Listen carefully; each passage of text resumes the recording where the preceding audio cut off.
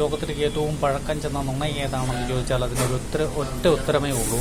അത് അള്ളാഹുവും യഹോവയും ഒന്ന് തന്നെയാണെന്നുള്ള പ്രസ്താവമാണ് ലോകത്തിലേക്ക് ഏറ്റവും പഴക്കം ചെന്ന നുണയെന്ന് പറയപ്പെടുന്നത്.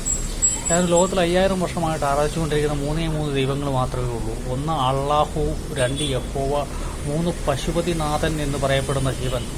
ഈ 3 ദൈവങ്ങൾ മാത്രമേ ഇന്ന് ലോകത്തിൽ അന്ന് ആരാധിച്ചുകൊണ്ടിരുന്ന ആളുകളെ ഇന്നും ആരാധിക്കുന്നുള്ളൂ. ഈ 5000 വർഷത്തെ കാലയളവിനുള്ളിൽ 3400 വർഷം ഈ യഹോവയും അള്ളാഹുവും രണ്ടായിട്ട് തന്നെയാണ് നിലനിന്നിരുന്നതെന്ന് നമുക്ക് കാണാനായിട്ട് സാധിക്കും. ഖുറേഷികൾ ആരാധിച്ചുകൊണ്ടിരുന്ന അസ, ഉസ, മനാസ എന്നിവയുടെ ബാപ്പയായ അള്ളാഹു എന്ന് പറയപ്പെടുന്ന 360 ദൈവങ്ങളിൽ ഒന്നായിട്ടുള്ള അള്ളാഹു എന്ന് പറയപ്പെടുന്ന 5000 വർഷമായിട്ട് ആരാധിച്ചുകൊണ്ടിരിക്കുന്ന ഒരു ദൈവം തന്നെയാണ്.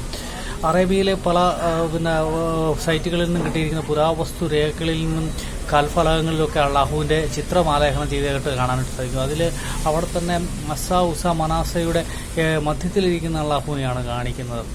അസയുടെ യോനി പൂജയാണ് ലോകത്തിലെ ഏറ്റവും പഴക്കമുള്ള യോനി പൂജ എന്ന് മനസ്സിലാക്കുവാനായിട്ട് സാധിക്കും. അപ്പോൾ ഇത്തരം കാര്യങ്ങളെല്ലാം മനസ്സിലാക്കിക്കൊണ്ട് വേണം അള്ളാഹുവും യഹോവും ഒന്നാണ് എന്ന് പറയുവാനായിട്ട്. ഈ 2400 വർഷങ്ങൾക്ക് മുമ്പ് ഒരു പ്രവാചകനോ അല്ലെങ്കിൽ ഏതെങ്കിലും ഒരു വ്യക്തിയോ ഈ അള്ളാഹുവും യഹോവയും ഒന്നാണ് എന്ന് പറഞ്ഞിരിക്കുന്നതായിട്ട് ലോകത്തിൽ ഒരിടത്തും ഒരു ചരിത്ര രേഖകളുമില്ല. ഒരു ഖുറേഷി യുവാവ് എന്നിട്ട് പറയുകയാണ് ഇത് രണ്ടും ഒന്നാണെന്ന് പറഞ്ഞു കഴിഞ്ഞാൽ അതൊരു നുണയായിട്ട് മാത്രമേ ലോകത്തിന് അംഗീകരിക്കുവാനായിട്ട് സാധിക്കുകയുള്ളൂ.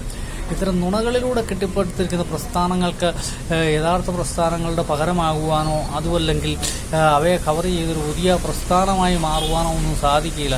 കാലക്രമത്തിൽ ഈ നുണ എത്ര പ്രാവശ്യം 1000 പ്രാവശ്യം ആവർത്തിച്ച് പറഞ്ഞാലും ലാസ്റ്റ് ഇത് നുണയാണെന്ന് എല്ലാവർക്കും മനസ്സിലാകുന്ന ഒരു ദിവസം വരും.